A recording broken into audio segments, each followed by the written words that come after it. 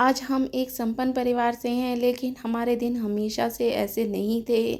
हमारे घर में आज सारी खुशियाँ हैं। मैं और मेरे तीनों भाई हमेशा ही लड़ते झगड़ते रहते थे और हमारी दादी हमें हमेशा डाँटती रहती, कहती थी तुम ऐसा क्यों करते हो? तुम्हें भगवान ने सब कुछ दिया है।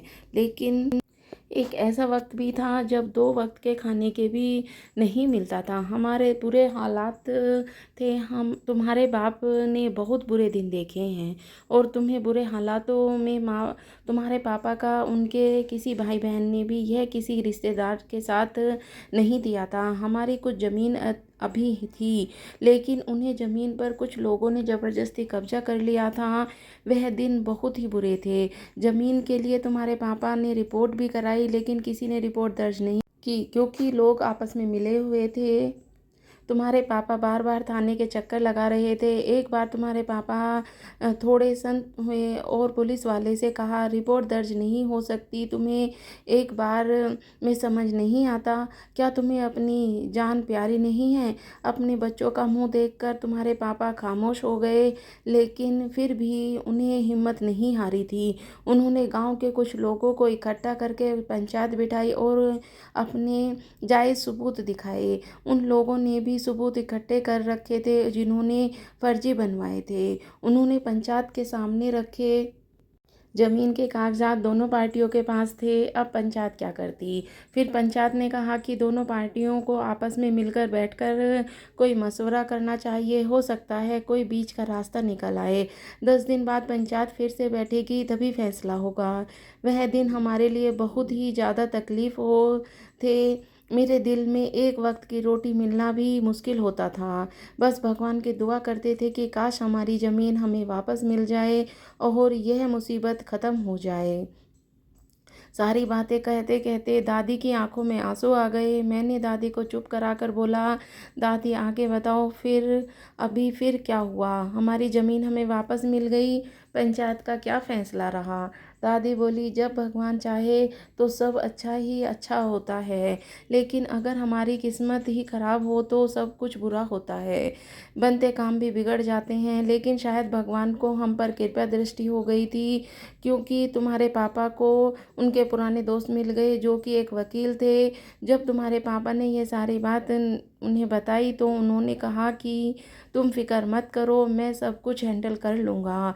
जब पंचायत बैठी तो पापा की वह वकील दोस्तों सारे पेपर लेकर आ गए और उनकी दलीलों से सारी पंचायत का मुंह बंद हो गया। हमारी ज़मीन पर कब्जा करने वाले लोगों में अब आपस में झगड़े पर उतारू हो गए। कहने लगे कि नकली पेपर बनवा कर लाए हैं आप लोग, यह असली पेपर नहीं है। वकील ने कहा, आपके पास क्या सबूत है? वकील ने उन्हें अपनी बातों में ऐसा उलझाया कि उन्होंने अपने मुंह से ही खुद ही स्वीकार कर लिया कि असली पेपर तो हमारे चुरा लिए थे। फिर आप असली पेपर कैसे ला सकते हैं?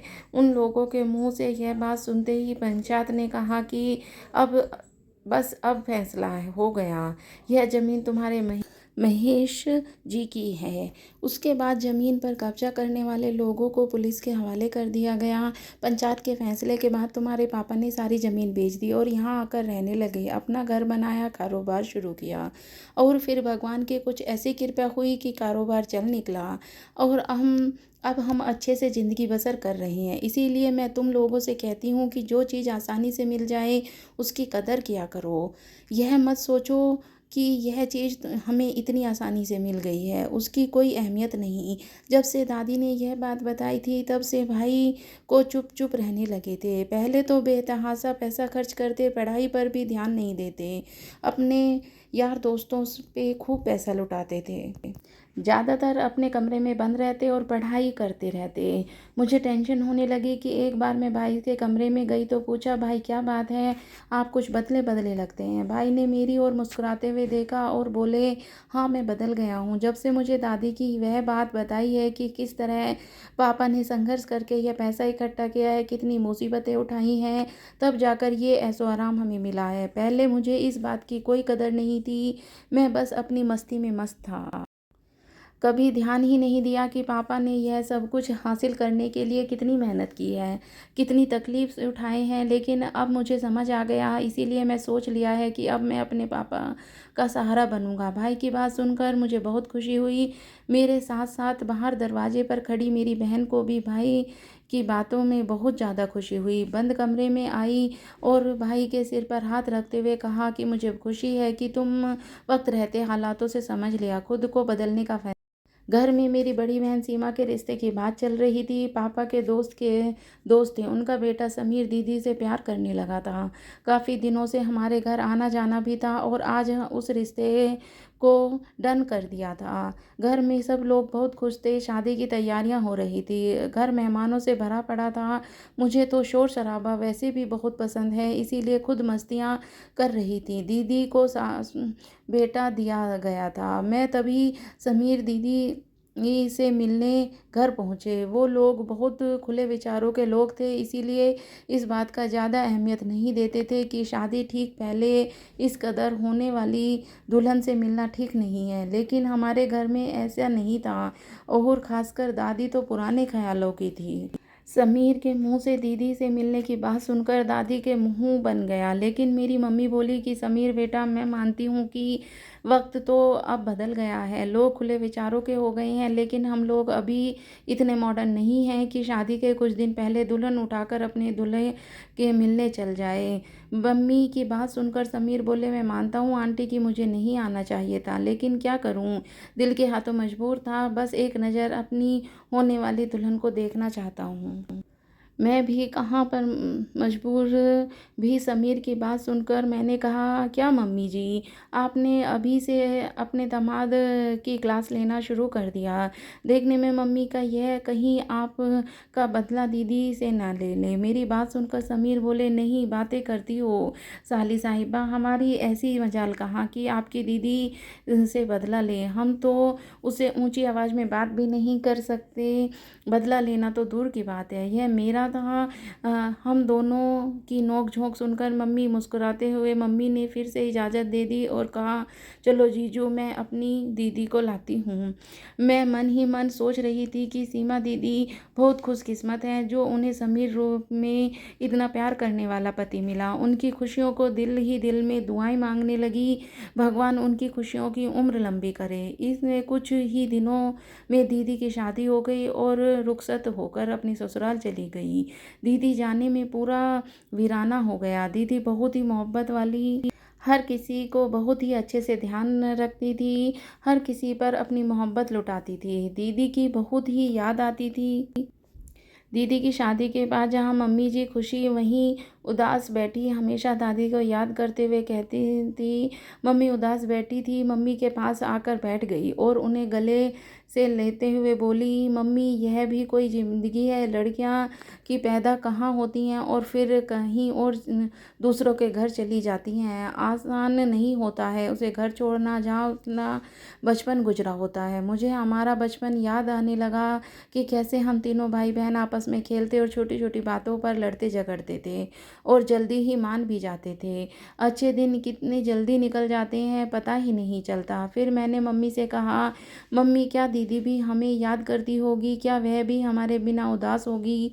मम्मी ने प्यार करते हुए कहा, हाँ बेटा, बेटियों के लिए यही दस्तूर है, उन्हें एक ना एक दिन अपने पति के घर जाना ही होता है। बस भगवान उनकी किस्मत अच्छी करे और उन्हें प्यार करने वाला पति मिले। दीदी की शादी को 5 महीने हो चुके थे, वह अपने पति के साथ घूमने विदेश गई हुई थी। दीदी जब आ गई तो मेरा भाई निखिल उनसे मिलने भी गए थे। दीदी ने बताया कि समीर बहुत अच्छे हैं और उनका बहुत ख्याल रखते हैं। मैं और निखिल बहुत देर तक दीदी के पास बैठे बातें करते रहे। ये वक्त का पता ही नहीं चला और शाम हो गई। जब एहसास हुआ तो फिर हम वापस आए। कुछ दिनों से दादी बीमार रहने लगी थी, शायद उम्र का तकाजा था, काफ़ी बड़ी हो गई थी। दादी बहुत अच्छी थी, मुझे दादी से बहुत प्यार था, मुझे उनसे बातें करना अच्छा लगता था। और दीदी दादी बीमार हुई थी तो ज़्यादातर उनके साथ ही रहती थी। पापा ने मेरा भाई निखिल भी ज़्यादा से ज़्यादा दादी के पास रहते और उनकी सेवा करते। हम सबको दादी से बहुत प्यार था, लेकिन हमारी ज़िंदगी में दादी के साथ इतना ही लिखा था। एक रात दादी की तबीयत ज़्यादा ख़राब हो गई और लोग उन्हें हॉस्पिटल लेकर गए भागे, लेकिन तब तक वह भगवान को प्यारी हो चुकी थी। दादी हम सबको रोते बिलखते छोड़कर इस दुनिया से जा चुकी थी। पापा रो रो कर बुरा हाल था। आखिर माँ होने का दुख बच्चा ही समझ सकता है। दादी की सुनकर दीदी भी दौड़ी हुई आई थी और समीर जीजू भी वहीं रुकने को कहकर चले गए। जब तक तुम्हारा मन करे तब तक तुम रुक सकती हो। दीदी के आने से घर में थोड़ी रौनक हो गई। मुझे भी बहुत अच्छा लग रहा था। हम रात रात भर जाकर दीदी से बातें करते। दादी ही कितनी अच्छी थी, ऐसा लगता जैसे अभी दादी हमारे बीच मौजूद है। अभी कल ही की बात थी कि दादी हमें अपने पास बैठाकर दुनिया जहान की बातें सुनाती थी। समय धीरे धीरे गुजरता गया और दादी को हमारे बीच से गए हुए 4 साल गुजर गए थे।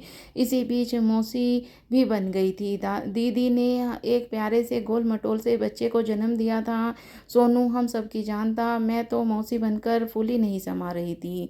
नाना बनने की खुशी में पापा भी संभली नहीं संभलते जा रहे थे। वह भी बहुत खुश थे। पापा जब भी मन होता तो समीर जीजू को फ़ोन कर देते कि भाई मेरे नवासे को मेरे पास छोड़ जाओ, उनकी बहुत याद आ रही है, और समीर जीजू भी फ़ौरन मान जाते।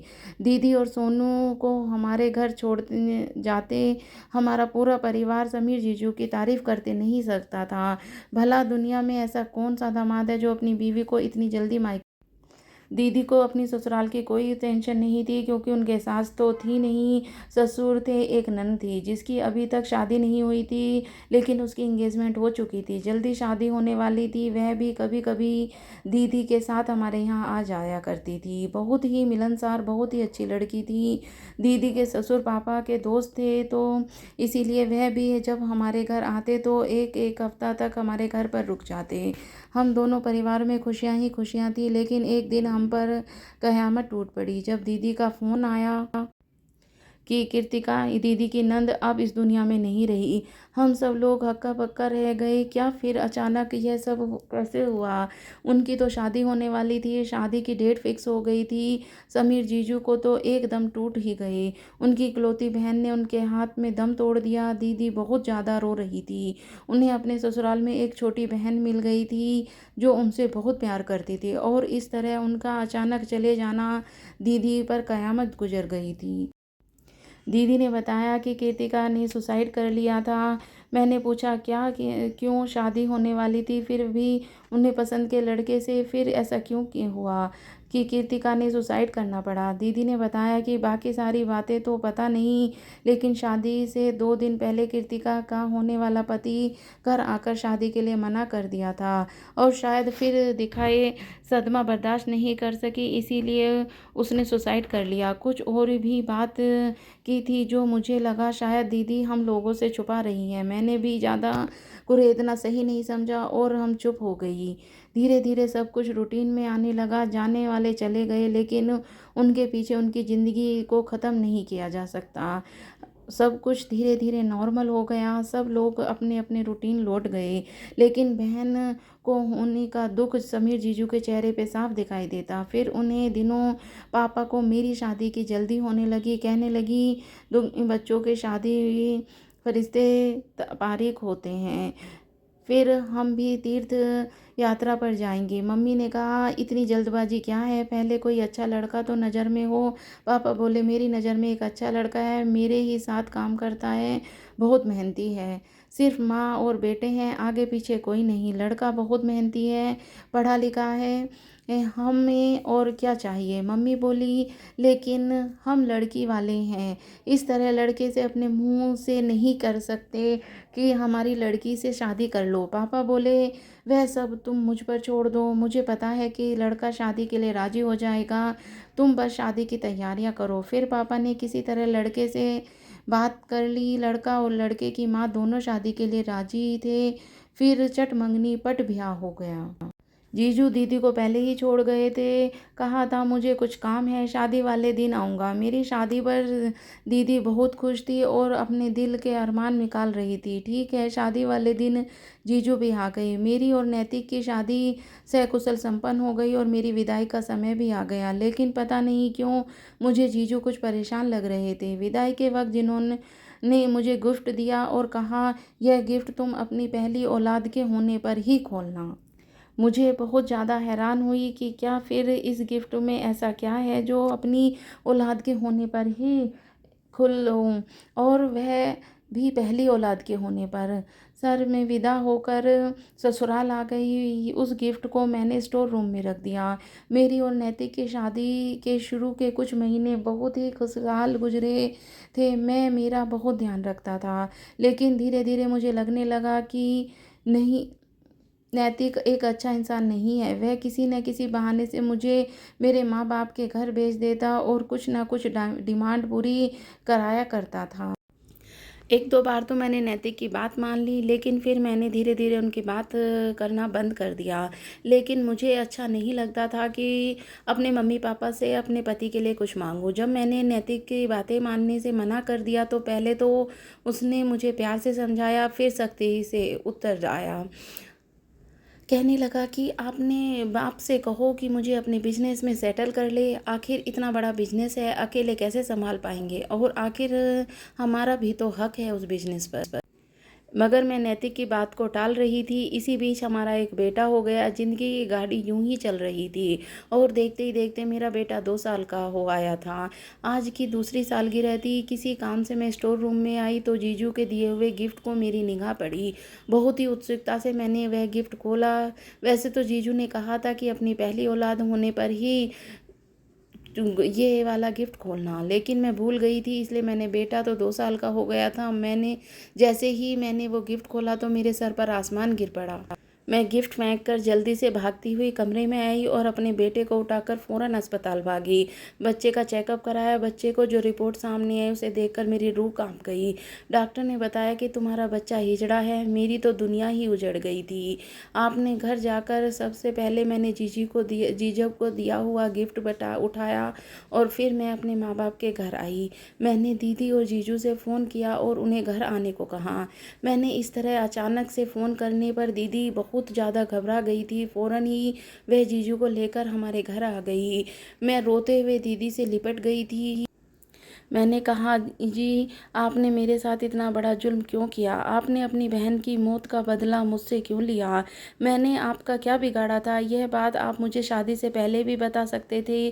जीजू की आंखों में आंसू थे। उन्होंने कहा, मैंने तुमसे कोई बदला नहीं लिया।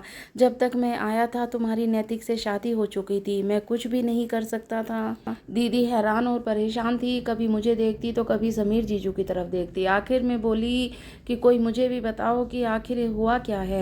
फिर मैंने दीदी को बताना शुरू किया। दीदी, समीर जीजू ने जो मुझे गिफ्ट दिया था वह मैंने आज खोल कर देखा तो उसमें एक कैम था और उसमें लेटर रखा था। लेटर में लिखा था कि तुम्हारी औलाद है, हिजड़ा होगी। लेटर पढ़ते ही मैं अपने बच्चे को लेकर अस्पताल भागी थी और अस्पताल में डॉक्टरों को चेक कराने के बाद पता चला कि हाँ, वह वाकई में मेरा बच्चा हिजड़ा है।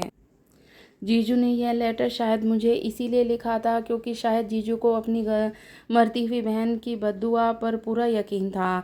कृतिका को मरते टाइम नैतिक की बद्दुआ दी थी कि तुम्हारा पूरा वंश खत्म हो जाएगा, तुम्हें कोई पानी पिलाने वाला नहीं होगा, तुम्हारी औलाद हिजड़ा पैदा होगी। उस गिफ्ट पैक में एक कैमरा भी था जिसमें मैंने दीदी और जीजू के सामने ही चलाया, जिसमें कृतिका के मरते टाइम की आखिरी वीडियो थी, जिसमें वो चीख चीख कर नैतिक को बद्दुआ दे रही थी।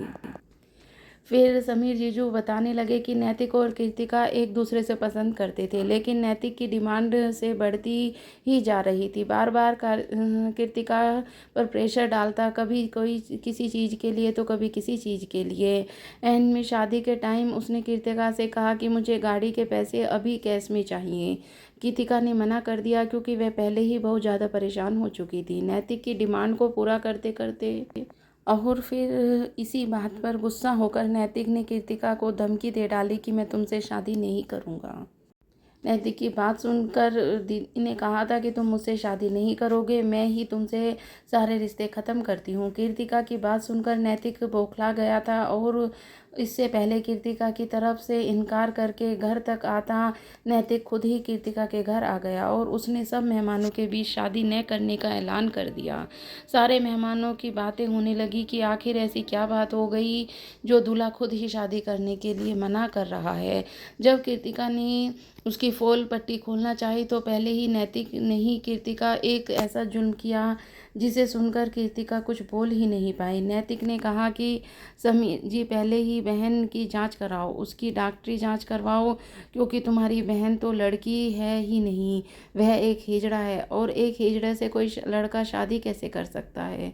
नैतिक की बात सुनकर जहाँ समीर सन्नाटे में आ गया था वहीं कृतिका भी दिल थाम कर बैठनी चली गई थी। सारे मेहमानों की बातें हो रही थी कि इधर उधर की बातों से परेशान होकर कृतिका ने सुसाइड कर लिया, क्योंकि लोगों की जुबान तो नहीं पकड़ी जा सकती। हर किसी के मुंह पर यही था कि जरूर कृतिका में ही कोई कमी है। समीर जी बोले कि शादी वाले दिन जब मैंने नैतिक को देखा तो मैं अंदर तक हिल गया, चाहता था अभी जाकर नैतिक का गिरेबान पकड़कर उसे इतना मारूं कि शकल भी पहचान ना आए, लेकिन तुम बहुत खुश थी, सारे लोग बहुत खुश हैं और फिर शादी भी हो चुकी थी, कुछ भी नहीं हो सकता था। मैंने अपनी दीदी की तरफ देखा और कहा दीदी यह सब बातें आपको भी पता होंगी, फिर उन्होंने मुझे क्यों नहीं बताया। आपने भी तो नैतिक को पहचान लिया होगा कि कृतिका की ज़िंदगी बर्बाद करने वाला यही है। दीदी रोते हुए बोली, यह सुनैना मैंने उसे पहचान लिया था, लेकिन जब वह बारात लेकर आया तब उसके चेहरे पर सेहरा पड़ा हुआ था, तब मैंने उसे नहीं देखा था। तुम्हारे साथ साथ फेरे लेते हुए मैंने उसे देख लिया था, लेकिन तब तक बहुत देर हो चुकी थी। लेकिन फिर भी मैंने कुछ कहने के लिए मुंह खोलना ही नहीं था। समीर ने मुझे रोक दिया। समीर को था कि नैतिक अब सुधर गया, क्योंकि नैतिक ने दहेज लेने से भी उस समय मना कर दिया था।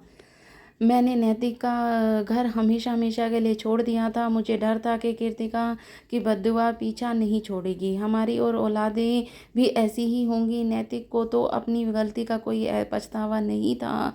जो मैंने यह सब कुछ उसे बताया तो उल्टा मुझ पर ही सवार हो गया। मैंने भी ज़्यादा बहस नहीं की और हमेशा हमेशा के लिए नैतिक का घर को छोड़ दिया। मेरा बेटा कुछ ही समय तक मेरे साथ रहा और फिर वह भी भगवान को प्यारा हो गया। अब मेरी ज़िंदगी में बस एक खालीपन है। खुद को हमेशा कमरे में बंद रखती हूँ, बहुत कम बाहर निकलती हूँ।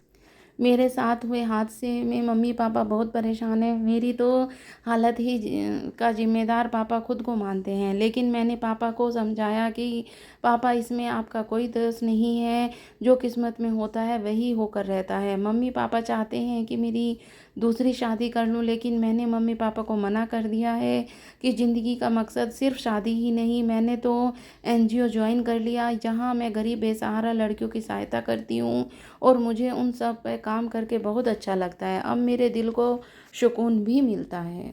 तो दोस्तों, आपको ये कहानी कैसी लगी मुझे कमेंट करके ज़रूर बताना। मैं ऐसी ही अच्छी अच्छी कहानियाँ आपके लिए लाती रहूँगी। ऐसा ही कहानी सुनने के लिए आप मेरे चैनल को सब्सक्राइब कर सकते हैं। आपका पूरी कहानी सुनने के लिए बहुत बहुत धन्यवाद।